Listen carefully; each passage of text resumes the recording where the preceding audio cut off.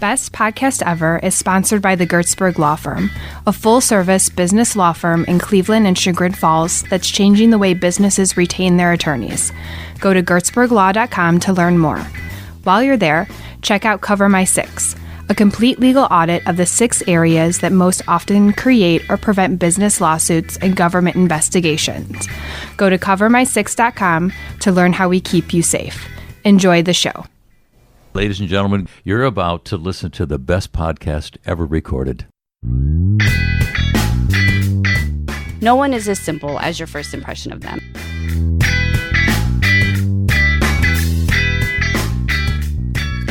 Hi, Nelly. Hi, Alex. How are you? I'm pretty good. It's good to see you, to be in a guest host chair over here. Yeah, it's nice to have you here, Nelly. You being A, my sister, and B, a Gertzberg Law Firm employee, and C, the producer of this fine podcast. There is a C. There's probably a D and an E. I'm sure. Nelly Gertzberg many Selby, roles. mother, wife, daughter, sister, producer, And today, a co-host. and today a co-host. How are you? How goes it? How you feeling? Oh, boy. I don't want to talk about it. What? What are you talking I'm about? fine. I hate complaining when there's people in the world that have it way worse than I do. That's true. Maybe I'm a little tired. Who cares? My life is pretty good. You got it good.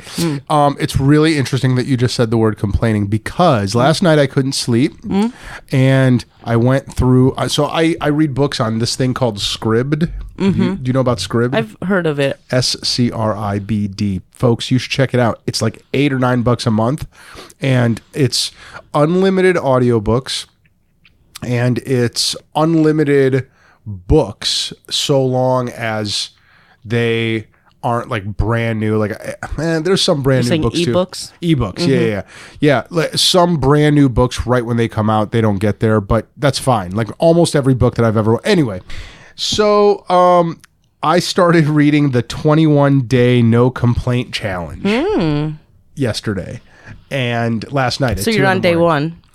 Well, here's the thing. And I really Let want me to hear do your this. complaints about the book. I really want to do this because I love the concept. So the idea is you put on a bracelet and you, every time you complain, you have to move the bracelet from one hand to the other, and that tells you that you are starting over. There's a And- similar concept for breastfeeding. Did you Is know that there's true? like a clip you put on your shirt, so after you nurse Oh. on one side, you switch it to the other side so you remember which side you did last? Is that because of tender nipples? I think it's just for production. Oh, is that right? Production value. Tender Nipples, also my favorite rock band. I'm full of interesting information. Yes. So are you. Go on.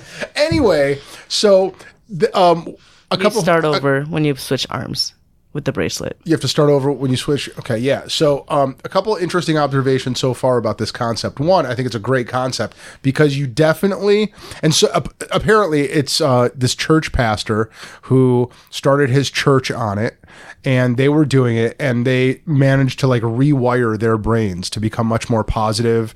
And one byproduct of that they found was that it affected the entire community around them, even people who were not doing the 21-day no complaint challenge. The thing of it is, so the spreading of positive attitudes is something that I believe in, and definitely something that was proven in this non-scientific experiment. Another observation about it is they flat out say right up front, it's impossible to do it right off the bat. Nobody can start on day one and then 21 days later they've rewired their brain. It takes everyone more than 21 days. It takes months just to get 21 straight days. Well, right? 21 is also the number of days they say it takes to start any new habit. Right, exactly. But the point of it is to recognize that you're going to have these. They divided the process into 4 phases. There's the first phase is where you just become aware that you're complaining, right? The second phase is where you are not only aware that you're complaining, but you're intentionally not complaining, right? The third phase is where you are Yeah, I'm not doing a good job I don't think explaining you should it. bother trying to explain it until you've mastered it. But the final phase is where it's now hardwired in, right? Where it's now you're not complaining and you're not trying anymore. It's an unconscious Sounds like thing. meditation, mindfulness. Kind of, yeah. Okay. Yeah. Well, anyway, so the point is, I've started doing this today, and I've definitely complained today. So today's not going to be my day one, but I'm really, you know what? Maybe this will be something that we can follow over the subsequent podcasts And challenge all of our listeners. Yeah. I mean, it is. It's something that I really do think we, especially in, how politically charged it is right now, being conscious of negative thoughts and negative statements and not just of your own, but of other people that you hear, being aware of that is really important. More important now than I think ever. Can I comment on that? Please. Because this leads me to a number of thoughts. Please. One being the effect of mental activity on the physical world. Have you heard of Masaru Emoto? No. I think his book is called The Power of Water. I'm not sure about that. I'll find out. But for one, he did this one experiment where he set up these jars of water and put a label on each one and spent time concentrating on each one, focusing one thought, whether it was I love you or I hate you or thank you or you're ugly. They were either like strong positive thoughts or strong negative thoughts. Was it water or plants? It was water, but I think they'd probably been replicated with plants. So with the water, after a certain number of days, maybe a month of having this focused idea consistently on the water, he'd then look at the water under a microscope, and the water that had positive thoughts focused on it were these like beautiful symmetrical crystals, like snowflakes. And the ones that had negative thoughts focused on them were discolored and deformed. Really? And it was, what you take from that is that humans are, what is it, like 70% water? Do you know what that number is? We're mostly water. So when you have these thoughts about a person, imagine that your thoughts, whether they're positive or negative, can be physically affecting that person. Oh, that is interesting. Right? Yeah, I'd buy that. There's a lot of power in our thoughts. I need to make sure that's not pseudoscience, in which case I'm sorry to be spreading it, but it's a beautiful idea, and we might as well, because it's also those self-thoughts that we're affecting our own body that way. And I believe that he also had a number of maybe Buddhist monks that went to this body of water that was very heavily polluted and just dirty and damaged. And they spent a lot of time thinking positive thoughts, and the water like cleaned itself. I know that there is science that scientific experiments where plants thrive better when they are spoken to, like lovingly or whatever, versus plants that are either raised in silence or raised in negative conversation, right? Check while you're checking. Check on that. Make sure that's not pseudoscience. But I think that is true where relevant. Yeah. Something I believe really strongly in is, number one, that you have the power to change your brain and your thoughts together, right? So by changing your thought patterns, you can change the structure of your brain. I think that's been proven, right? For sure. Yeah. And so you can change your own personality just by thinking differently, consistently, habitually. And the way that I've tried doing that and honed my ability to do that is through meditation. That has really multiplied my ability to do that. And so when I read things like the 21-day no complaint challenge, or when I think about how impactful it is to change one's own personality or one's own thought patterns in a way that affects other people around you, that's something that I spend a lot of time on. And I'll tell you something, like, so here at our law firm, right? You know how we start all of our meetings with wins, right? I mean, that's on purpose. That's deliberate. That's there is a mindset that is created when you start meetings in a positive atmosphere. It changes the way the meeting goes, you know? So are you burping? I actually don't know how to burp. I've never burped in my life. Get out of here. That's not true. That's absolutely true. And I'm really jealous of people that can burp because it looks like it feels really good. I feel like you're about to explode. Like there's Did you hear that? That's the best I can do. It's something like it stops right here and it kind of sounds like a frog croaking. Yeah, I've known you your whole life and I've never known that about you. Have you ever heard me burp? No, but I thought that you were just being ladylike. Oh, okay. Well, it's something that I'd like to know how to do, but I'm worried about practicing that muscle because that's also your throw up muscle. And yeah, I know. Anyway, let's not leave any of this in. No, this must stay in for sure. Silly Look at what we just learned about you, Nelly. Do we have anything valuable to add? Oh, let me add on top of what you're saying. This sounds a lot like what we talked about with John Cunningham. Mm-hmm. Do you remember what episode that was? I know that it was an excellent episode. I would encourage people to go back to that episode. And I just started John Cunningham, who's like a meditation teacher. And you know, while we're talking about meditation, I will leave us with our audience with a couple new things that I've been doing with it that you should check out if you want to meditate. There's a new app that Sam Harris put out called Waking Up, which is really, really, really good. I'm really into it. And then there's another one called 10% Happier, which is really good. I actually have that and I never use it. It's so good. What's great about those two is if you're whether they're good for whether you're a beginner or an advanced meditator. There's a lot of really good stuff in there. They're set up as both courses and as just individual guided meditations. Isn't the tagline something like meditation for fidgety skeptics? Yeah, that's 10% happier. That's so funny. Yeah. So let's go back to talking about positive things. Okay. Because I think that makes for a really great segue to our guest. Yeah. Do you know a lot about Pam Turos? Mm-hmm. Do you? I do. So I think we were introduced to Pam through the essay contest. Yes? You think that's true? Yeah. Well, I remember meeting her at we had a nonprofit seminar called Brave New World. So I don't know which one came first. Might be both. If one led to the other or not. So Pam is knee deep in nonprofit work and in doing good things for the world. She is currently the head of a company called Good Cause Creative. She founded that company. They do communications and web design for nonprofits.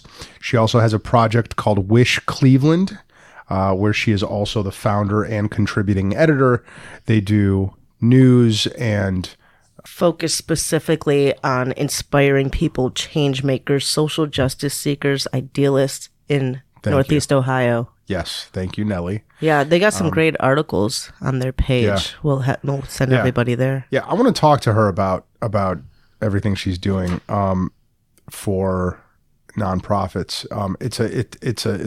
It takes a special kind of person to really build an entire career, an entire profession around nonprofits. Dedication. Yeah.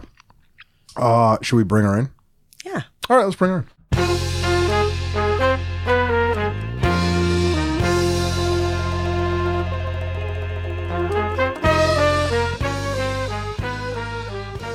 Hi, Pam. Is it Turos? Turos, yeah. Turos. Is that Greek? Hungarian, actually. Hungarian. I would have never guessed that. I just always assume. I use stupid stereotypes like if it ends in os, it must be Greek. That's why you thought that. Yeah, right? My husband gets it sometimes that he looks Greek, but he's not. He looks Greek, huh? He's gotten that before. Greek and Italian. Okay. Well, in doing the research, I got to find out Pam's maiden name, which I think is super cool. What is it? Xander? Yes. That's such a cool name. With a Z or an X? A Z. Oh, okay. That's still cool. So that's not Hungarian. No. What's that? You know, I'm not positive about that one. It's my dad's name, so. Okay, Xander. Well, I think it's super cool. Thanks. It's a good thing they didn't name you Xander, because then you'd be Xander. It would be cool if your first name was Alex. Alexander. I actually this is so bizarre. In middle school, we had a little bag of flour that we had to take care of like a baby, and I named him Christian Alexander so that I could call him Christian Alexander Xander. That's super cute. I think we had an egg to take care of. We did. I don't know if you did. To, figure out if you want to be a parent in middle school. I remember doing that. Yeah, I think I cracked my egg. It was hard boiled, thank goodness. Yeah. Ours was a bag That's of not flour because realistic. you had to actually carry it around and stuff. I brought it into a heavy. restaurant with us one time. Yeah, you had to carry it around for a week. Yeah. Right. Well, and And if you record drop everything. it or break it, then you have a big mess, and that's more realistic Right. to having a kid. I mean, it seems. I kind of get it, but it seems like it would be really stressful for a little kid, right? Right. In middle school. Yeah. I think that's the lesson. I heard recently that teen pregnancy went down with that show, the teen pregnancy shows. What is That that? was a show. There was on MTV. Teen Mom. Teen Mom. You knew about And that, really? It's like 10 seasons in. It's had 2 different names now, and teen pregnancy went down measurably. That was a Cleveland expert actually who said that. She wrote the book Untangled. She's the guidance counselor at Laurel School, and she quoted that research that teen pregnancy. So we don't need flower baskets anymore. We just need MTV. Or abstinence-only education. Oh, no. Let's just watch MTV. Right. This does make me want to jump in and ask a question, because Pam is a writer. After 15 years as a social worker, Yes. which also has some interesting questions to it, you became a freelance writer, which led to Good Cause Creative and Wish Cleveland.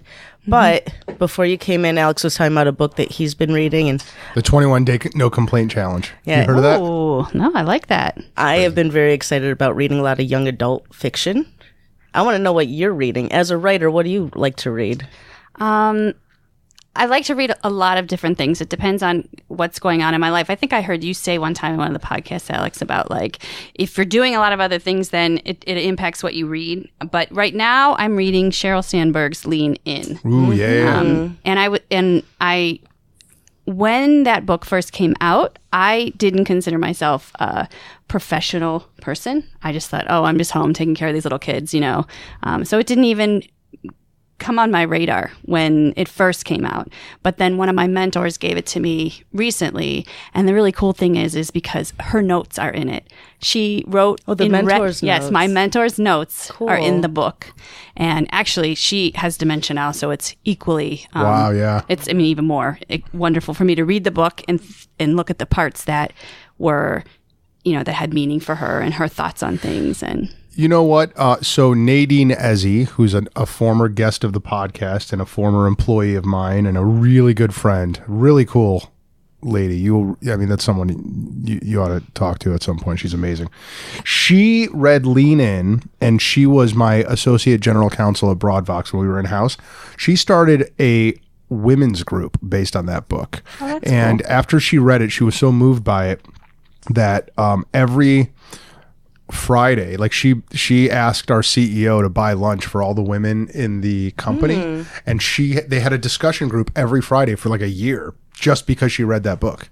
I could see that happening. Yeah, and I remember, and they asked me to come speak to them about negotiation skills, and so I gave a talk to them about negotiation skills, but they always attacked one skill at each of their sessions to empower women. That sounds very supportive and empowering. Yeah. But I hear great things about that book. All I like know, it? it's good for female leadership and giving confidence. I bet that has taught you a lot that you've been able to apply as a female leader of Good Cause Creative. Absolutely. I didn't think of myself in the past as a leader, and I'm actually participating in the Cleveland Neighborhood Leadership Development Program under former Mayor White right now, and it's amazing. And in the application, it was asking me to give examples of leadership, and when I first looked at the question, I was like, I'm not a leader. I'm just a person who does my job. And then when I was really forcing myself to find ways and places in life that I had been a leader, I was like, wow, I did a lot of things.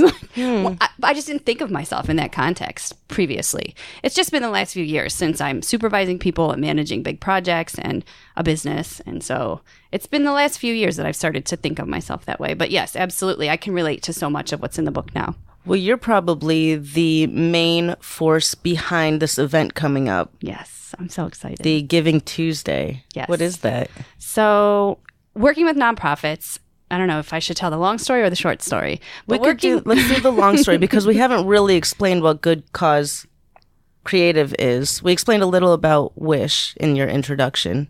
Okay.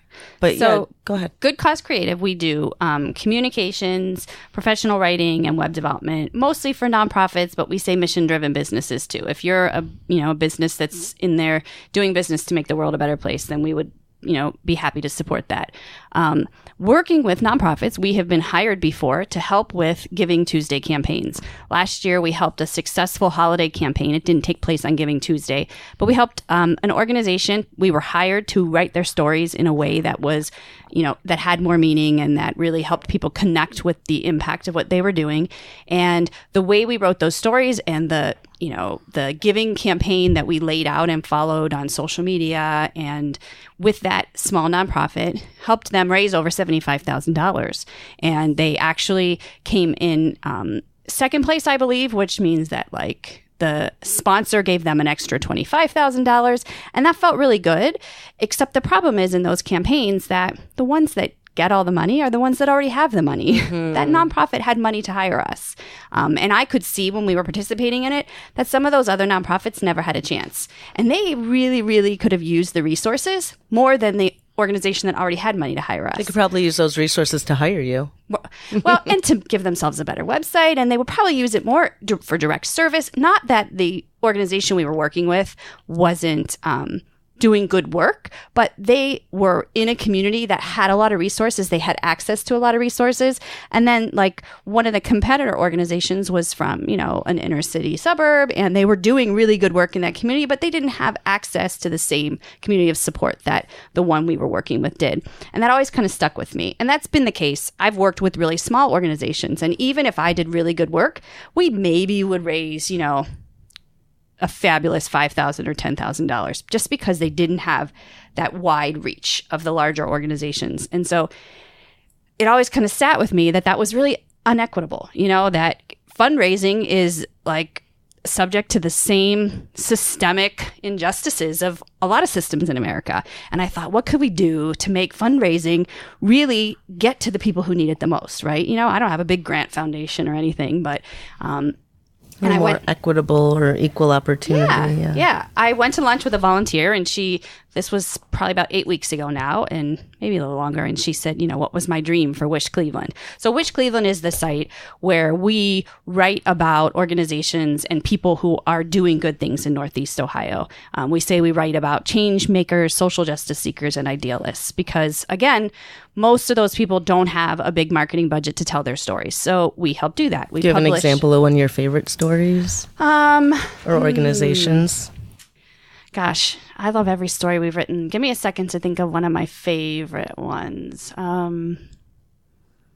We could come back. Well, recently, it's not published yet, but coming out, one of the nonprofits that's going to be participating in, it'll probably be published by the time this podcast goes live.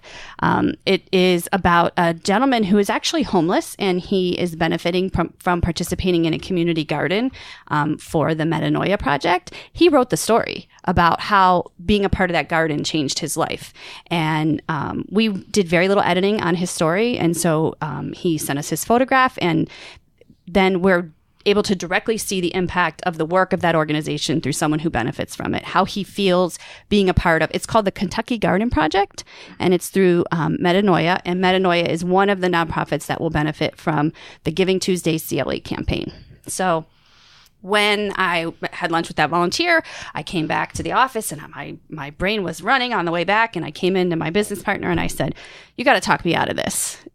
And I said, I think we need to run a giving campaign where we get together these small organizations that have really small marketing budgets, and we do a big campaign and raise all the money and then split it evenly between the organizations that really can't market it for themselves. They're too busy doing the work. And you all know this, being a small business, you have to hire someone to do those jobs because you're busy just running your business and doing the work that needs done. And they just don't have that capacity. So is that how it's different now that you're running this one, that instead of there being a winner Right. There's It's no winner. evenly split. Yes. And we brought in some big organizations so that we could benefit from the reach of those organizations. And they know that they all know that they're participating because together we can do more than each of us can do alone. There's a really good analogy to this in that I was participating in a teamwork event one time, and they brought 2 teams of people in to a gymnasium, and there were baskets on both sides of the room, 4 different baskets with different levels of points that you could get for getting all these balls in the basket. And then they, for like a minute and a half, you on your side of the room got as many balls as you could in the basket. And, if the other team got their balls rolling over into your area, you kind of pushed them off the side so your team would get more. And then at the end, they said, you got a total of 27 balls in all the baskets if you add up all your points for everybody who got, together you all got 27 points. And then they said, next time, we know that there are teams who've done this before that have gotten well over 100 points. Can you guys figure out how to do that if we give you another minute and 30 seconds? And then we realized that if we all helped each other get the balls in the baskets, we got well over 100 balls in the basket. Cooperate instead of compete. Nobody ever said we were on opposing teams. They just put us on different sides of the room, and the way it was laid out made it think that we were separate teams. But when and nobody ever told us that we were working together, but at some point somebody realized that the total that was announced was not our individual totals. It was the total that everybody got. And I can remember when somebody thought of it, they're like, oh my God, we're working together. Throw their balls in their baskets, throw their balls in their baskets. The light bulb lit up. And then we scored all those points. And it's the same kind of analogy. Like, a lot of mid-sized nonprofits probably wouldn't even do a Giving Tuesday campaign because they're like, we might raise $5,000 and it wouldn't be worth the time and energy that it took us to do it. So they don't even try. And then the big guys get all the money again. So this way they're participating with us because they're going to get something. And they don't have to do that much because we're running the campaign.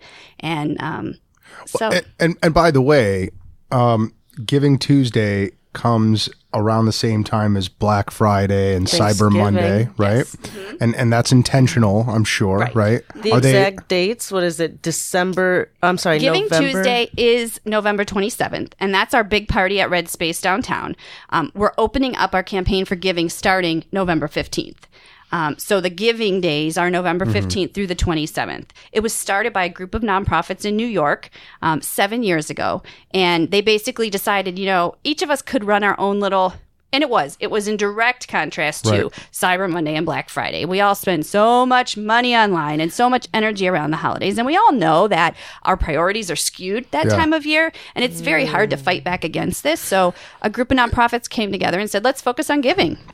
I want to talk about this some more. Yes. Because I was just... Wait, can we just say that again? Because I think this episode will be released pretty close to November 15th. So it might be today, it might be tomorrow that you can already start making the donations. Right. So you want to go to wishcleveland.com, right? Actually, to make the donations, you can go to wishcle.com. We're going to make it as simple as possible. Okay. Just, you need, 7 letters? Wish, CLE. I think that the whole concept of Black Friday and Cyber Monday really is, and I talk about this all the time.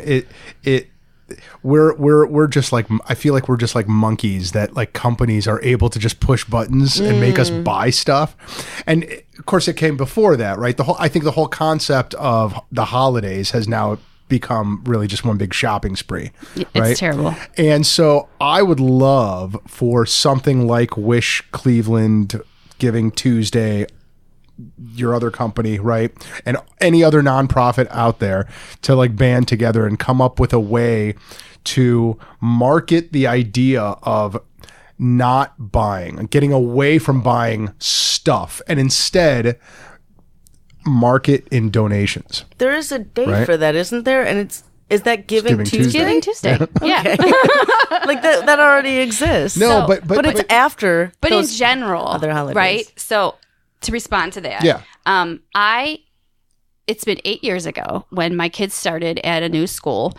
I got there and they had always had like the little holiday shop at their school, right? And I got there and it was like September or November in their school, beginning of this new school year at this new school. And one of my kids said, are they going to do a holiday shop like we had at our other school?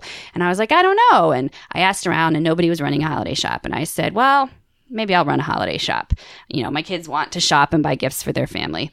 And so it was insane. It was like Black Friday for kindergartners. Right. It was one of the worst experiences of my entire adult life. It was probably when I realized that I have ADHD.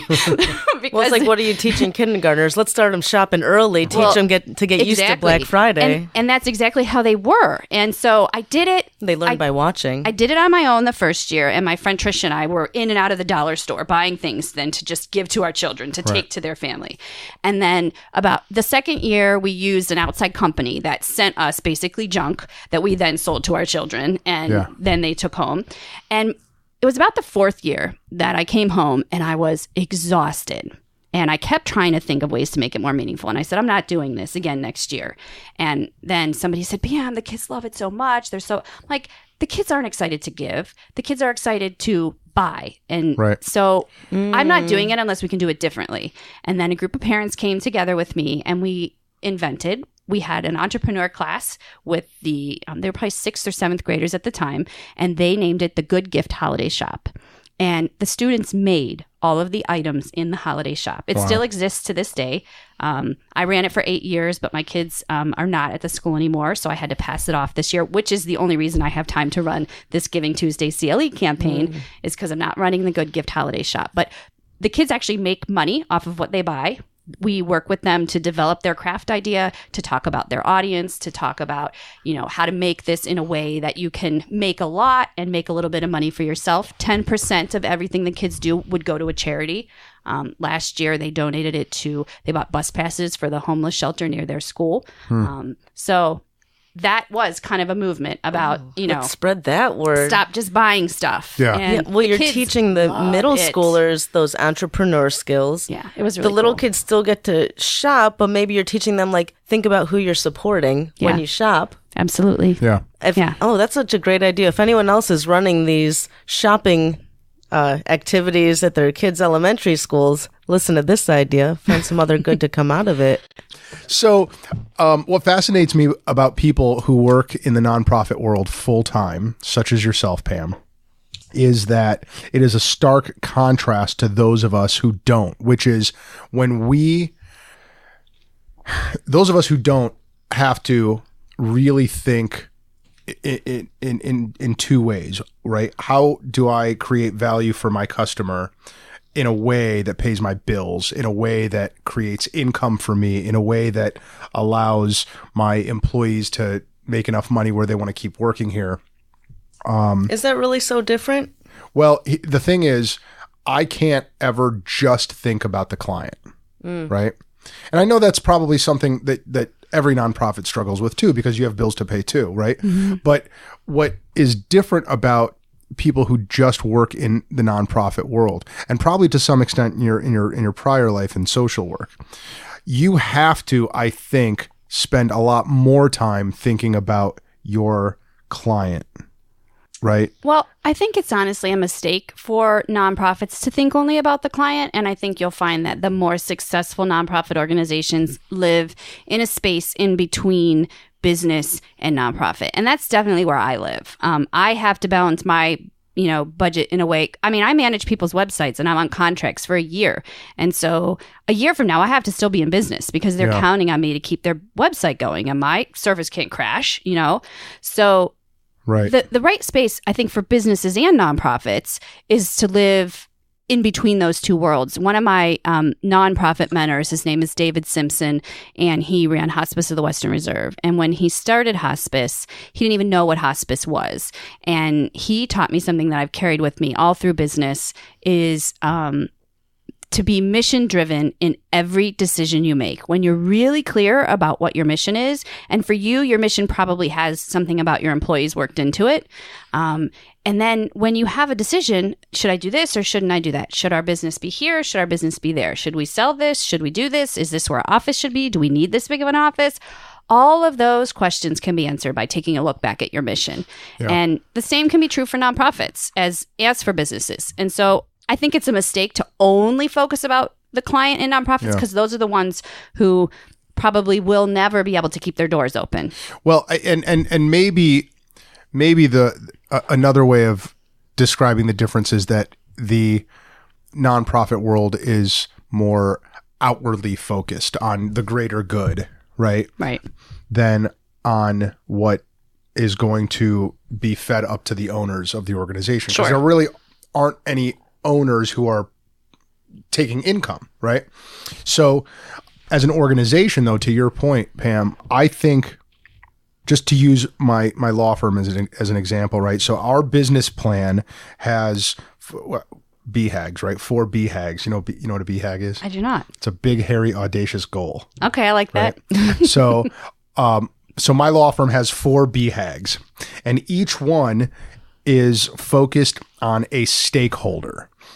The first BHAG is owners. The second, in no particular order. The second is clients. The third is employees, and the fourth is the community, right? And so each of those stakeholders has a goal, whether it's a financial goal or a, like the essay contest is our community BHAG, right? Mm-hmm. And where we want it to go each year is that year's BHAG for the community.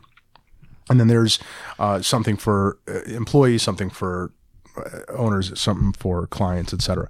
So I always viewed those as the 4 most important sort of stakeholders or pillars for this organization, and that they all have to get attention. They all have to get time and structure and rules, et cetera. A nonprofit probably operates in a similar structure in that there A are successful one. Right. There are stakeholders that are more than just the greater good, right? Right. Or clients or whatever. You still have employees. You still have, Right. I don't know, vendors. You right? you do. You have your service to the community, you have your service to the clients of your organization, you have your service to your board of directors, and then to your employees. Yeah. So successful nonprofits, I think, take those same things into consideration. I think your business is maybe not as rare as it used to be, but the notion that you consider the community one of your stakeholders is really important to how you do business. Yeah. And so those are the 4 legs that keep the table up, right? Right. And so for a nonprofit, it would be slightly different, but I really believe that they need to have those same things. Yeah. Yeah. And I have to say too, and I'm sure you know this firsthand from working with so many of them, I am always amazed at how nonprofits that actually scale and grow are able to do so within such strict budgets. They depend so much on funding sources that have their own rules, and I mean it's hard. It's hard to have, like, for me, making money is and generating revenue is entirely, or I should say largely, based on how good we do our job and how well we market. Mm-hmm. Whereas for a nonprofit, those are small things compared to how well you communicate with donors, right? We don't have to communicate with any donors. We don't care about donors, right? Well, and that's one of the reasons that Wish Cleveland, the website that we run through Good Cause Creative, never was a nonprofit. This is the first time we are starting to take in donations, and we're using a fiscal agent, Cleveland Neighborhood Progress, this year. And if it goes well, we'll probably apply for nonprofit status for next year. But I never wanted to be a nonprofit because I don't want to beg anybody for money. I want to earn my money, and they take a portion of the money I earn and use it to do good. And that way I can make my own decisions. I have a core group of advisors who, when I'm not sure what's the right thing to do, we talk it through and vote. But that was why Wish Cleveland, from the beginning, when I built that website, I said, I want to tell stories of people doing good things. And, these organizations can't get their message out. Everybody thought I was going to be a nonprofit, but I'm a social enterprise. And because I make money, I give a portion of my money to run this site. And that is much, and I don't want to compete for dollars with the organizations that I'm trying to serve.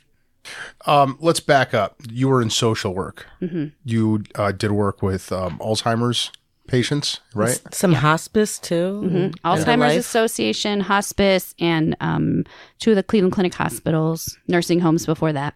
And were you in administration or were you in direct patient care? Yeah. Mm-hmm. So what was the impetus for moving from that kind of a career into these organizations? Well, I started doing a lot of journaling during the time of my life all those years that I was in social work, I worked small, flexible jobs around my kids' schedule. And I didn't realize for a long time how frustrated I was by those jobs where it was direct service. I chose jobs that were low paying, that had a flexible schedule, that I could really just work around whatever my kids needed. When my kids' schedules changed, my work schedule changed. And that was harder than I realized for a lot of years. And as I started to realize that I needed more, that involved a lot of journaling and writing. And as I became more comfortable as a writer, I saw organizations that I cared about that really were not telling their stories effectively. I would go to an event and I would feel the impact of that event. And essentially what happened was the big game changer was I went to the homeless stand down in, it would have been like 2013 or 2014.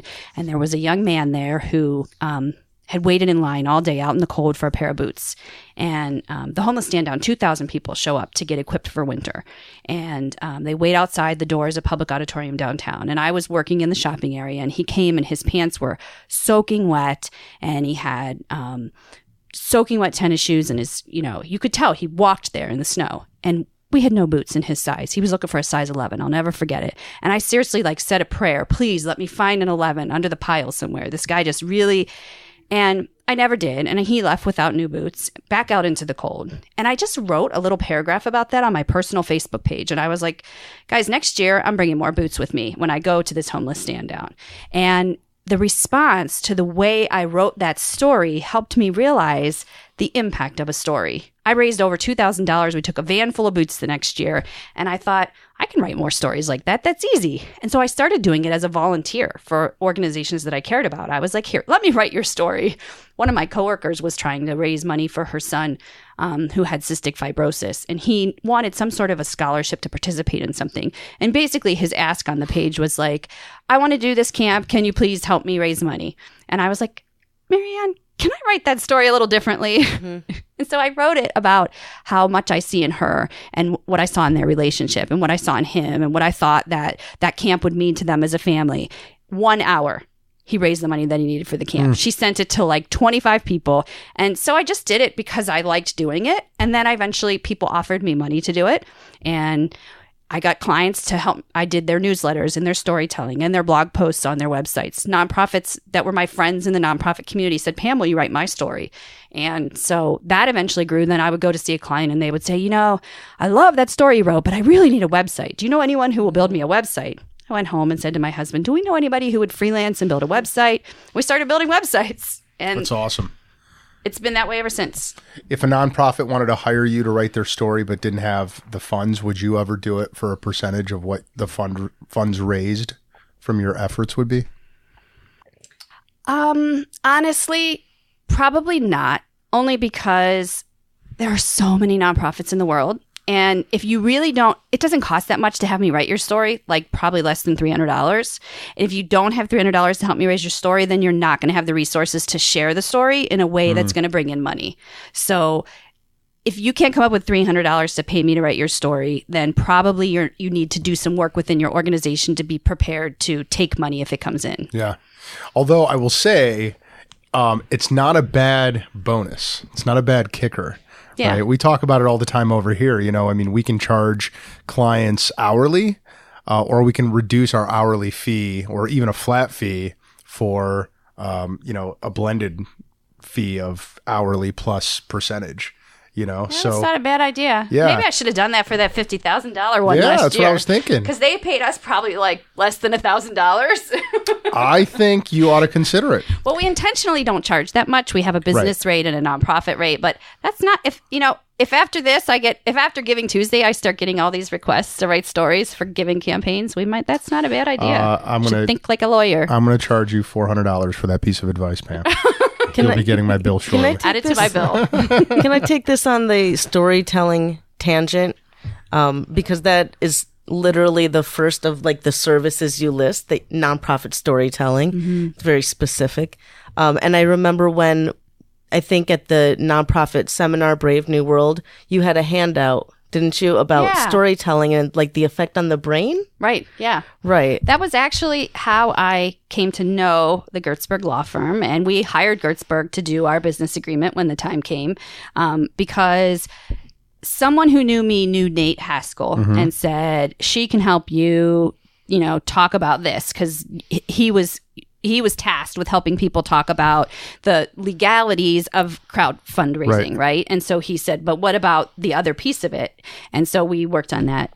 Yeah. And you were also an essay contest judge. I was, yes. That happened after that. Oh, very appropriate as a judge to have a writer and reader. But storytelling on the brain. And maybe I have a background in psychology, and I always thought anthropology was interesting. And we've talked about Joseph Campbell and Power of Myth, and just the way that the function that storytelling has served for humans, and being able to pass knowledge on through storytelling. And I don't know if the way that you see that concept or use that concept, if there's anything that you'd want to share about that, or maybe the process or the way that you think about it. Because you were saying there was the boy that wanted money for camp, and you said, I'm going to tell this story differently. And you must have heard something in there and thought, there's a better way to tell this story. We say that that's my superpower, actually, that I can find the story in anyone. And I think it is my social work background, because in the ER, if you came in and you needed something that you didn't have the money to pay for, it was my job as a social worker to figure out why someone should care about you enough in order to give you that prescription that you needed or help you get that home care that you needed. And so I can very quickly, as an interviewer, as a social worker, connect with what it is that's compelling in a person. And I think, too, it comes from personal experience. I grew up with a dad who was chronically mentally ill. And so I see people and know that they're more than what you see on the surface. That's just every homeless person on a street corner, I know there's somebody in the world that loves that person. And so people always, to me, and they have their own narrative. Exactly. There's a reason that they got there. There's a big, complex story behind that. No one is as simple as your first impression of them. And that's my dad. That's actually, when you say Xander, the unique Xander name, I don't think of it in terms of, nationality. In terms of origin, I think that he gave me a concern for people through his name. So when I say I'm Pam Xander Turos, I feel like that's the heritage he that's passed the heritage. on. So there's to both of your points, right? So this other book that I'm reading is called The Art of Thinking Clearly, and it's all about cognitive biases. And one of them is that we gravitate towards stories. And we're more willing to believe something that makes a good story than something that is just random or doesn't have. That is what I was thinking about. Right. Pam was talking, you must have a sense of what's going to touch people, what's going to affect them. Yeah. But to your superpower, right? So is it that I wonder how you acquired it? I wonder if it is, because I've read some of your things, and I think people are right. I think that is a superpower that you have. I think that we talked when we met for coffee, we talked about unique abilities. I wonder how many times that you were doing social work and you were listening to people's stories, and you were weaving all of these, life stories together and piecing together what in people's lives led to the decisions that they made, and maybe even led to their way out of their problems. Right. And when you do that or not, right. And I wonder if when you do that enough and you listen to enough stories and you're doing enough piecing together, that at some point you're starting to write about it and maybe journal about it. And now here you are, you have a business focused on Absolutely. that. I 100% believe it comes from my skills as a social worker. All those years of interviewing, all those years of connecting with people personally. I mean, it was my job to show respect and concern for people. It was always a very easy job for me, but definitely those are skills that I developed over all those years. I'll tell you a funny story. This is maybe a Molly moment, because I think I get the tone that she's the one that says things that you're not sure you want to air. She's going to get a huge kick out of that. Hearing so here's a Molly moment. When I was newly married, I don't think we had kids yet. A couple of friends from where we grew up came, and a couple of other couples came and went out with my husband and I in downtown Cleveland. And somehow in the course of the night, we ended up at a strip bar, and which I was so uncomfortable in this strip bar. And this is how you know that I was a social worker, because I'm looking at these dancers and I'm thinking to myself, what happened to her? What on earth did she that's go through in her life that she thinks this is the only way to make money? Now, all the husbands thought they were just taking their young wives to the strip club, and I'm just sitting there like analyzing the strippers. That's hilarious. So I've been looking for the story ever since then. Yeah. I'm still stuck on the Molly comment because I think you're exactly right. Well, I think that you're not the only one that thinks that way at the strip club. Well, first of all, I like how you said somehow we ended up there. I think that's how it always ends up. Somehow you end up at the One strip thing club. led to another. Right. There we but were at the strip club. People wonder. I think that too, though, not just about strippers, but about no, I really do. I mean, I really appreciate your point about how everyone has a story. People that you think are just, nameless, faceless statistics, right? I mean, everyone has a set of parents and an upbringing, or maybe a bad one or a lack of one or whatever. Right. Yeah, everyone does have a story. And in fact, I think often about how even unintentionally people, they have role models, they have friends, they have TV that they watch, they have these influences, and they try to create their own stories. And in doing so, they live whatever story they're influenced by. And to, I come back to your companies to build businesses around the telling of those people's stories is really cool. And the fact that, this is what we talked about at coffee the other day, the fact that you're working in a field that you love, where you love spending your time. I mean, that's what the best entrepreneurship is. Absolutely. It really is. Nelly, you look like you have something to say. I keep wanting to add more, and I feel like we could talk a while, but should we get to the lightning round? We get to the lightning round. I just want to keep zooming out and bigger philosophical pictures, but let's stay focused. We should, and maybe we can continue our conversation afterwards. Find out how it went. Maybe you'll join us again. I would love to do a recap.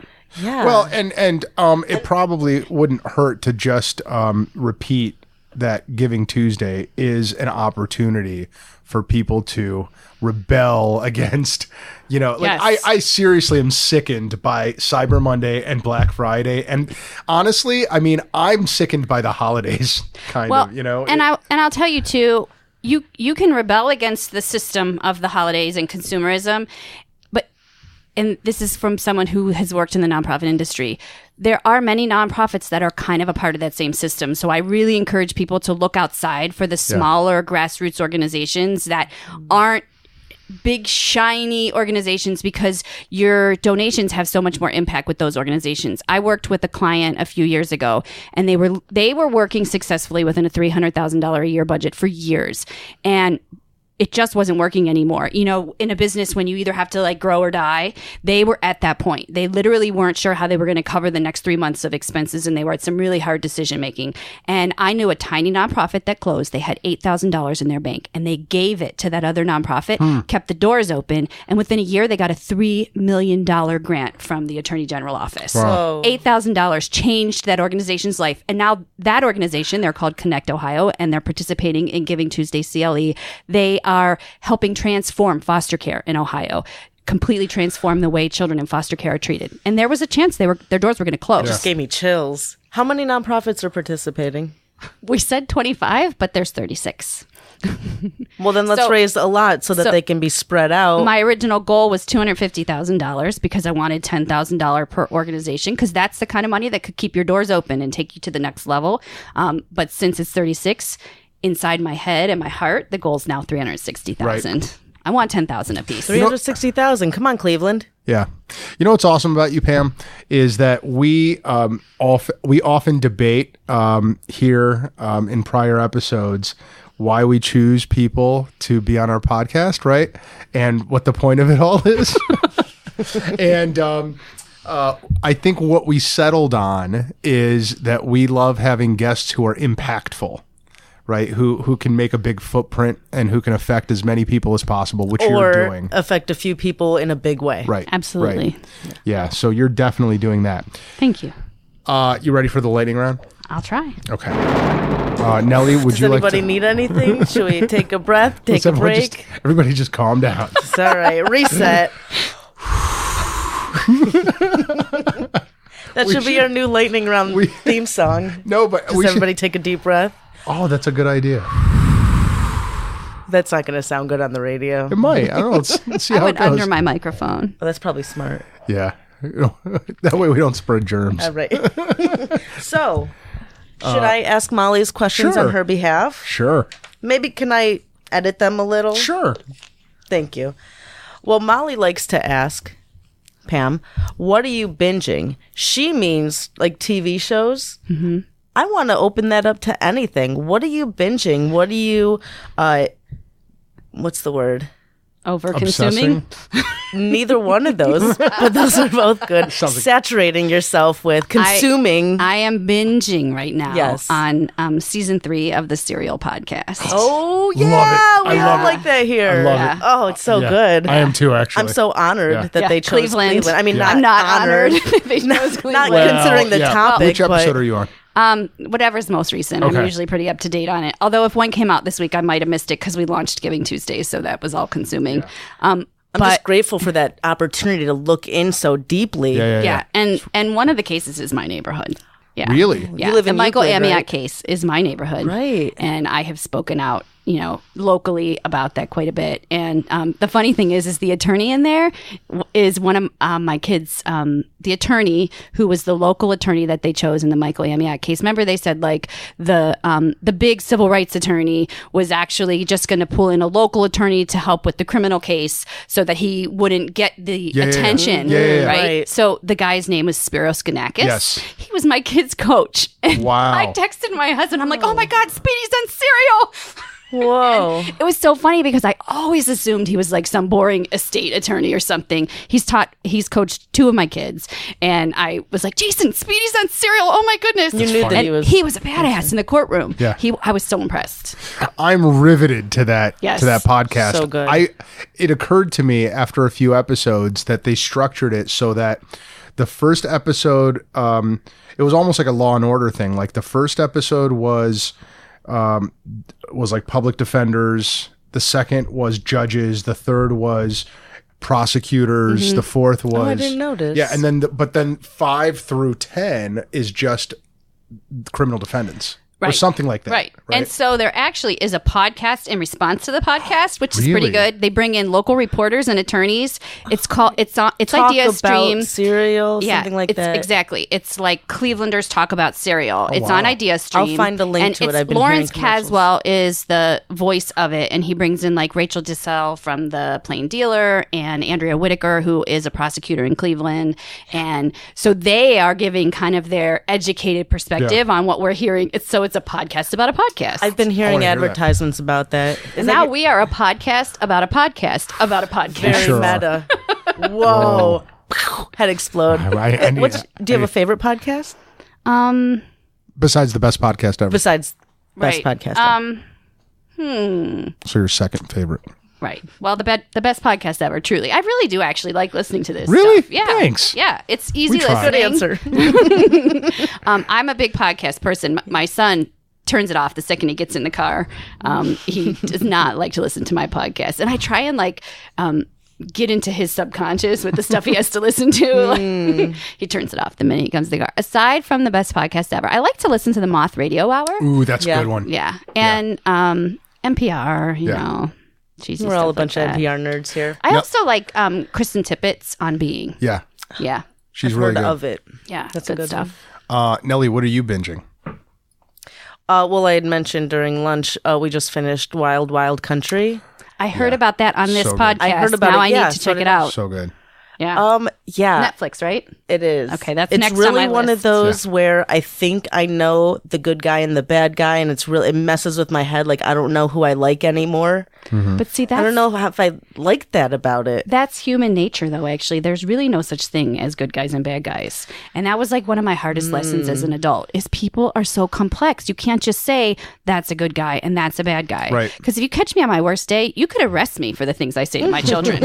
And you would assume I was a bad guy, right? But that was one of the most meaningful lessons I learned as an adult is like, it's not that simple. Yeah. If you think about the things that we put up with in our own loved ones, right? Like, if our son does something, we can kind of reason away, well, we know he did this because he was tired or because he was hungry or because of this extenuating circumstance.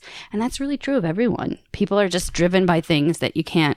Well, if we can just tie that back into the whole storytelling thing, right? I think what you just said is that there is a different story depending on whether you want somebody to be a good guy or a bad guy, right? I mean, how you see them, frame them, how you relate to them. Yeah. Well, and when you were talking about that earlier, I just wanted to zoom that out and like this, we had mentioned earlier, the whole like political battle that's going on in our country and contention. Is that the right word? Sure. Button heads and contentiousness, and how people that we don't understand and we disagree with, how important empathy is. Right. And try to understand that they're a product of their circumstances and their role models. And it's so hard. I don't know a way around it. What are you binging? We are into the second season of that show Fargo.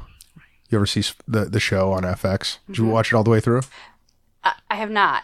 That's a movie, right? Yeah, there's the movie, and then there's They created a 3 miniseries. seasons of it on FX. Fantastic. Do you like the Coen brothers? Do you know anything about them?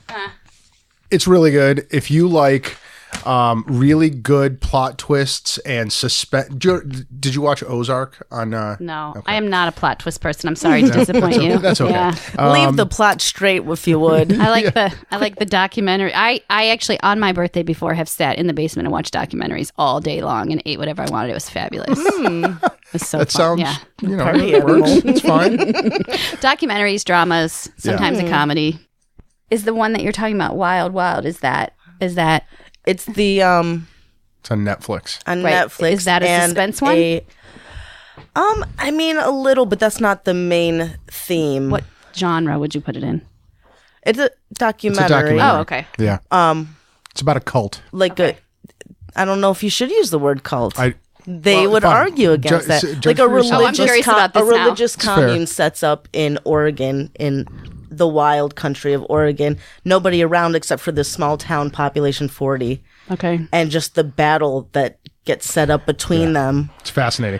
I had to several times when I was watching it Google whether it was actually real because it was so crazy. I'm going to be doing that exact same thing. yeah. I always watch a documentary and then go find the backstory. Yeah. It's insane. I hate how long lightning round questions take. See, I We should rename it. No, I think that's No, the beauty it's of it. good. That's I the like irony. I guess. Yeah.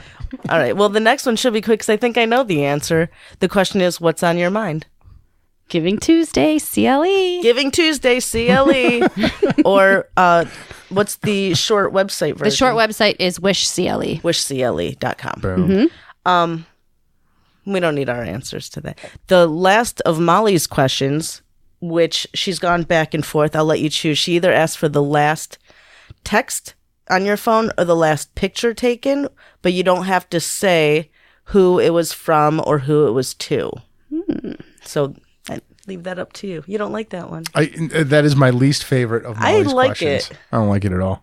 Well, deal with it. The first time I ever heard that question when I was listening to the Best Podcast Ever, there was something about the police on my phone. It was like something about. Good thing we didn't ask you that I was day. like, wow, I'm glad I didn't get asked that right now. Let me see what's on Scroll here. back to that one. I'm going to see what mine was. Oh, I already know. It was from Carmen saying that our guest is here. The one that I opened. All right, let's hear it, Pam. Maybe I'll take back my. This is a client one. And when I turned on my phone, this is what it came up to. I don't know. It's not my most recent text. It's actually from a little bit ago, but it's the first thing that came up. It says, "Thanks, Pam. I should be in the office most of the day tomorrow. I'll bring aspirin, Rolaids, and beer. Maybe a nip of Jameson as well, on account that I'm sure it's all over my head, which will be spinning by then. But I'm really looking forward to finally having a website that I'm not embarrassed to direct folks to." Ooh, that was a good Wow. testimonial. You should definitely put that testimonial on your webpage. Are you not going to share yours, Alex? Just call me back. That's all mine Well, says. see, that's a short answer. Good, get to it. Your turn. Pam, you're shipwrecked on a desert island for a minimum of 3 months. and a maximum of the rest of your life. You may bring with you any single author's entire bibliography. This will be the only author whose books you will read potentially for the rest of your life. Who do you bring? That's like impossible. Can I come back to that? Could you ask me another one and I'll come back to it? That's really a very, very hard question. Same desert island. Same period of time. I should have prepared for this question. But now you have a CD player. Remember those CD players? And you may bring with you any single musician's entire discography. Who's the musician? Could be a band. Could be a single musician. Could be an orchestra. Right now, I'm enjoying the Hamilton soundtrack. But I wouldn't say I want to hear it forever, but I really enjoy it. And I enjoy it because my daughter and I like sing it together. You could obnoxiously in the car. You could bring the Lin-Manuel Miranda discography. True. Yeah, I think that'll keep me entertained. You're getting Moana there. You're getting what's the show that he did before Hamilton? As long as it's not Frozen, I'm good. Yeah, that's a good one. Is it? I've never heard as long as I'm our local high school did that actually. Was really good. They got rave reviews. Which one are you saying? Frozen. Hamilton. The Heights. Have you ever listened to the Hamilton mixtape? I have not. Do you have Spotify? Mm-hmm. Okay, so apparently before Hamilton was Hamilton, Lin-Manuel Miranda wrote. It wasn't a script. It was just different cuts. It was just different tracks, right? Mm-hmm. And he had. So he went and performed one of the tracks at the White House for the Obamas. And it was some spoken word. It was some hip hop, some singing. And it was just him and the choreographer, right? And so he was like, and then at some point he's like, well, this is really good. And he played it for other people.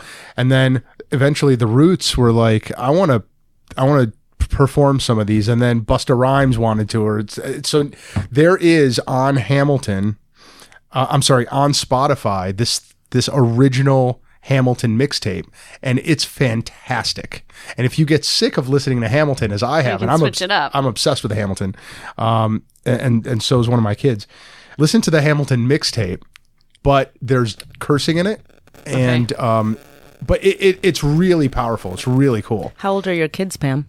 They are 15, 12, and 9. My 15-year-old's actually in California right now. Ooh. Cool. Lucky kid. Yeah. Nelly, wait, Pam, did you come up with your answer for the... Yeah. It's Maya Angelou.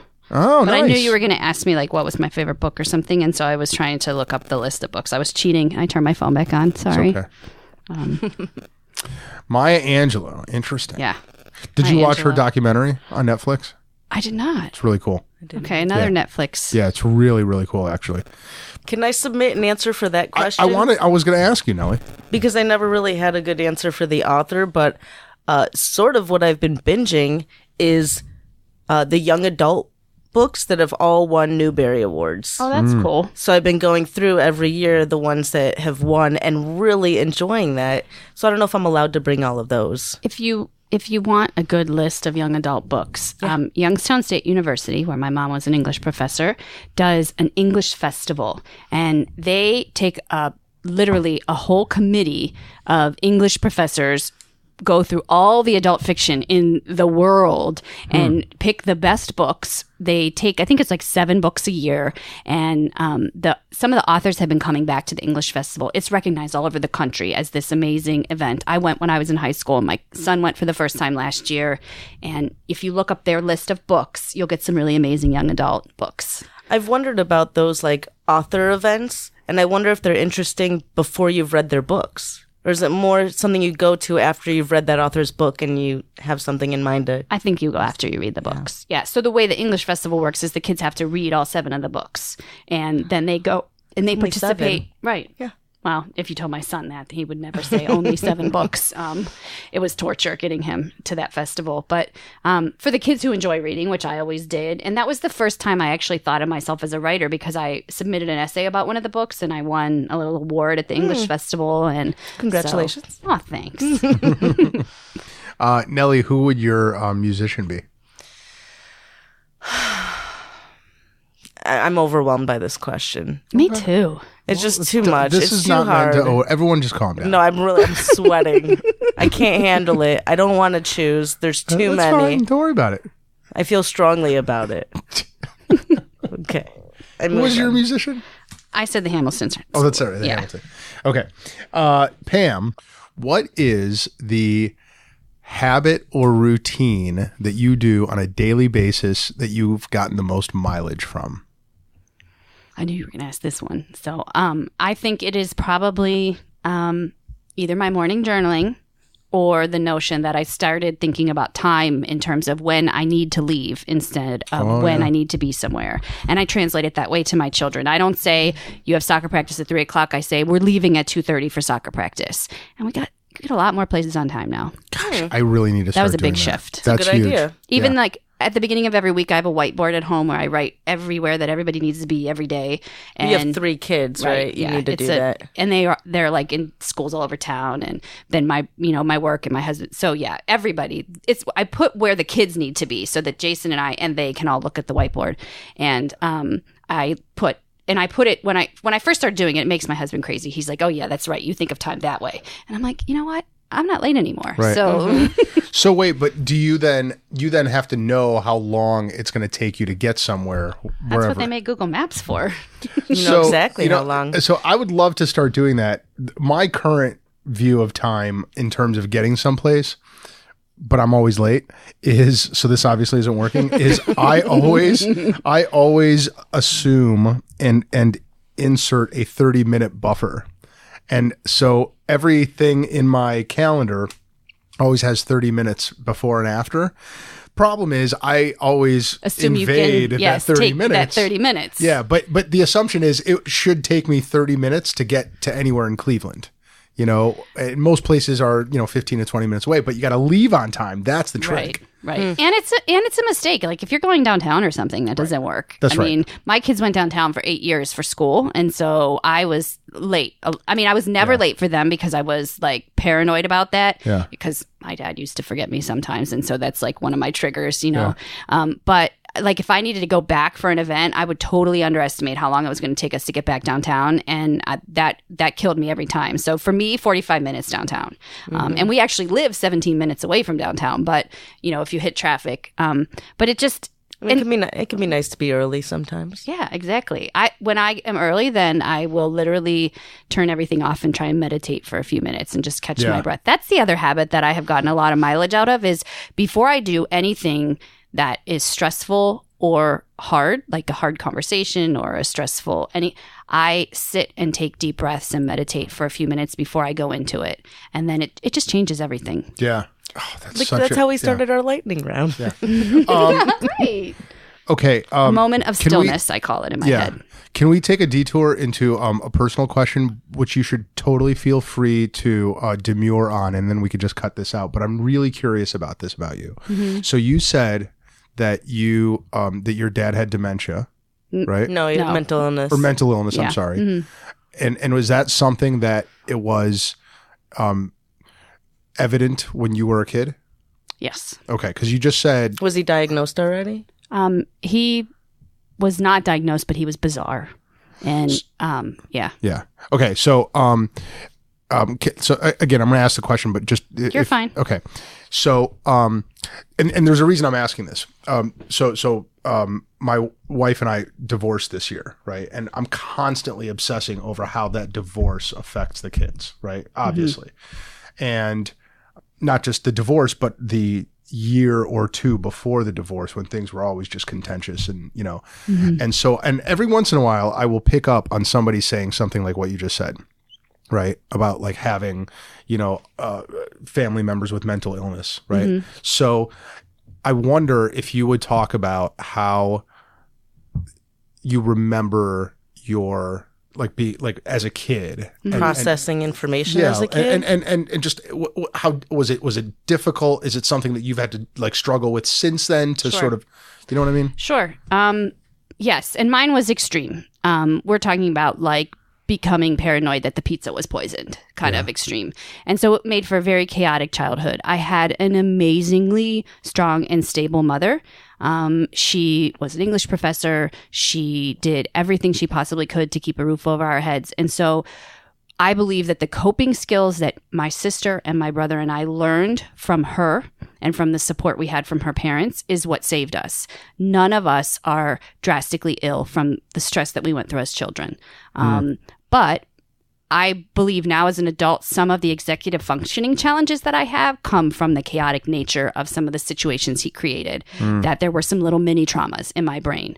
I was never physically abused or anything, but it's pretty scary to like know that your dad's out on the street somewhere. And I used to be terrified that he was going to kill himself. And I would see something in his car or in his house, and I would come home and I would say to my mom, I think daddy's going to kill himself. I think that he's going to commit suicide. And so that probably was, and I'm hoping that your kids never had to deal with anything to that extent. But the change point for us was that we talk pretty openly about mental health in my family now. And so for my own kids, I mean, I've been terrified as an adult ever since I had children that my children will inherit something genetically in terms of mental illness. But what I always come back to is that, one, they understand mental health. They know that I go to therapy to work through situations that are hard for me. My husband and I talk about that pretty openly. I have struggled with some anxiety and depression as an adult, but I think it is related to my family history. But we have amazing coping skills that we got from our mother and resilience. And so all of the best parts of me that make me the parts of me that I'm most proud of come from the things I went through as a child. I know people who had idyllic childhoods, which I used to think I wanted for my children. And you know what? Something happens to them as an adult and it rocks their world. And it's something that someone who had some more stress would have developed some resiliency around. Right. And resiliency, I don't need my kids to never go through anything hard. I need them to know that they can go through hard things and be okay. There has to be a balance of just the right amount of They just need to know you'll never be alone, and whatever it is, you really can go through it and be okay. So you may have just answered the next question that I had. So when you were just talking about these amazing coping skills that you picked up from having this really strong mother and grandparents and siblings, what were some of those coping skills? I think it's really just that notion of resiliency, that notion of like, we can go through things that are really, really, really hard and it doesn't kill us. Yeah. Like you can handle it. Yes, we really can. Like there really isn't much of anything that you can throw at me that will it crush me? Will it shut me down? Will I have to regroup? Yeah, but we'll come out on the other side. And that's been the thing that I think, and just honestly, we have a positive outlook, all of us, my brother and my sister and I, and we lived in a home where we were at risk of losing the roof over our heads, literally. And not because my mom wasn't working her ass off, but because my dad created a situation that it was really hard for her to stay ahead. Eventually, she made him leave, and then it got easier but harder at the same time. Right. And it was just really the notion of, she always found ways for us to have joy in spite of that. Like when they finally got divorced, she couldn't afford it, but she took us all to Disneyland because she wanted us to have some simple joy. And so, yes, you can be in this hard spot in your life, but it's worth it to invest in your own joy and your own self-care. We also watched her take care of herself.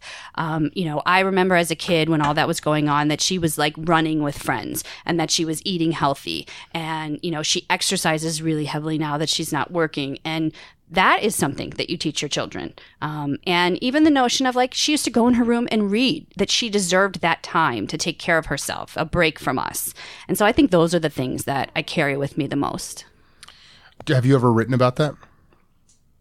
Yeah, probably. Not that exact thing that I just said, but I have written about my dad. We went through a hard time with him a couple of years ago. He's actually missing right now. He lost his housing. And so I was really kind of speaking out against housing inequality because it's really, really hard for us to get him into stable housing. The number of hoops we have to jump through, he pretty much will disappear before we can get any housing in place for him. And so I've written about that, about the notion of, I call it the fatherless Father's Day, when I don't know where he is. And I kind of tuck it into a coping place. And then when he shows up, I bring it back out, and but I can only deal with so much of it. How long has he been missing? So this summer he called me out of the blue. And so I knew where he was this summer. I actually got a call from a check cashing place that they wanted like a co-signer for him to get some money from a check cashing place. And I pulled the girl over on the phone, and I was like, I'll be glad to give you my signature, but I would rather come there and help him. And so actually my teenage son came with me because my husband really needed to be in town for something. And I've never been more proud of my 15-year-old as when he didn't want me to go to Youngstown alone. And he said, I'll go with you, Mom. He said, I'll go with you so you don't give your dad all our money. But then he helped set up, one of those pay-as-you-go phones for my dad. And so that, I believe, taught my son to respect people who are different, that, I can have a father like that and still have a happy life. And that's what I always come back to is even when things are hard, even when, and I'm a person with big feelings. When I feel like I'm having a really hard day, I always remember that I can experience all those things and still be a happy person. And that's what my mom taught me. I think that's amazing. Thanks. And it's personal to me because of what I said a minute ago. And I think that you're giving me things to teach my kids. One thing that I believe in, we started this podcast when you were out there talking about just the messages you send to yourself, right? Self-talk and to other people. Yeah. And the message, you can handle this, yes, right, is something. I mean, I say that to myself out loud. Yes. At various times of the day. And that's I'm so glad to hear that you work that into your childhood and with your kids too. Absolutely. Because I think I need to start doing that more with my kids, and everyone should. The final lightning round question. Such an awkward transition. No, now. I think honestly the thing to do is to move it to the front.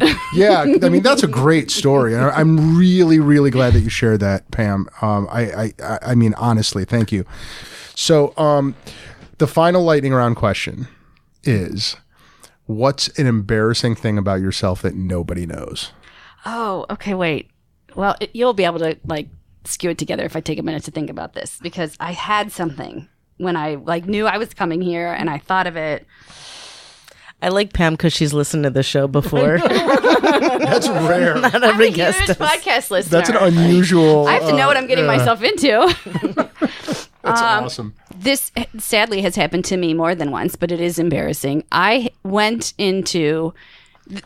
speaking of elections, I went down to the Board of Elections a couple of years ago to vote, and I had to vote early before Election Day. I think it was the big election, the most recent presidential election. 2016. I was really worked up about voting. I was excited about voting, and I was like, we're going to have the first female president. Really just for that. It felt like a historic moment, And I went in and downtown Cleveland, I left my car running the entire time while I was inside voting. Oh my gosh. And it was not a short line to vote. Downtown Cleveland. But that also tells you about the goodness of the universe, because my car was still there. Yeah, with the keys in it and I did it one time when I was getting my hair done too.